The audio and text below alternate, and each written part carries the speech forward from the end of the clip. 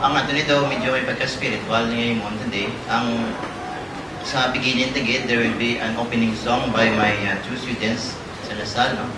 Si Mr. Camporanzo kag si Miss Eduardo. So, mamayon na sa tingog. So, amat-amat na kita balapit dre. So, after the opening song, we shall have this opening prayer by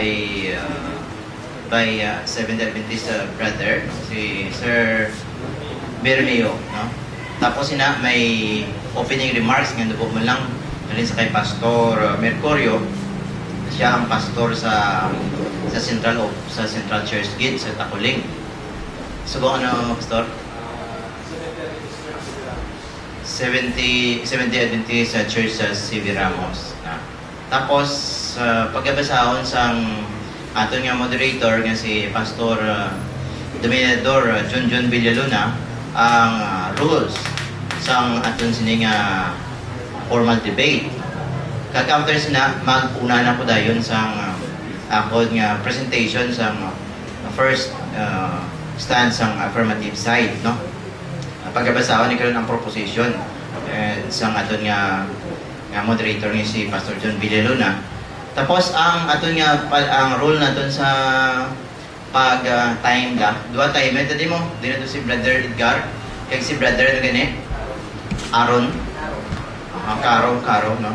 So, okay, 12 minutes ang opening ang ang constructive space. Pagka 10th minute na, ma-bell na mo, ang bell sa inyo, no? Para mabalaan tang may warning lang, no? So, para hindi ta mag-gulpi break lang kasi balintong to bro. So, pagka 12 minute natin, bell na gid nga damo. So, minutes say end na gid. Ready for 10 minutes na questioning. Sa 10 minutes ng interpellation, pagka 8 minutes, bell ka lang kisa lang para doon dito ma-shock man.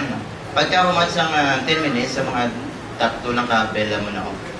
So, muna dayon. So, dua ka rounds na Hindi kasing boxing dua ka rounds kasing bulos-bulos ni debate, no? Kita feeling, gusto kong daw ka boxing, diba? Pacquiao versus Miguel Cotto. But anyway, this is a spiritual boxing mga kauturan mo. So, welcome to Magiling Anton nga mga estudyante from Lasal. Nagtanaw sila. Si Miss Kim Yumini, all the way from Korea pa mo.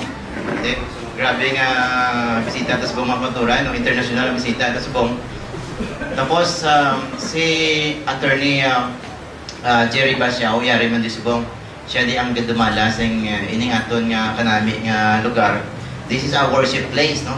That's why hindi kita dapat mag-away din kay worship place ni mo, holy ground ni, no? Kag katamo sing kaoy, ecologically balanced ini nga place, no? So, ang ato na ni siguro sa buong sugdan. Kag before sinagali, sa end, may closing prayer man, kag may closing remark ang amon nga president sang Catholic Faith Defenders, si Brother Edgar Makainan, no? Hindi din siya mga wife, no? Magtugda lang siya ano bagay ang mayong nga natin ngimoon. Kag at the end may closing song kita from the students, no? Si Attorney Basiao, siguro kaya rin nagmalan sa dire pambalon na siya mga katuran after sa paghambal siguro ni Pastor Mercurio. So hindi na lang. So silent observer na lang si Pastor Jerry Basiao, no? So now we shall call Mr. Camporanzo kag si Miss Eduardo to render to us an opening song. Magatindog kita tanan.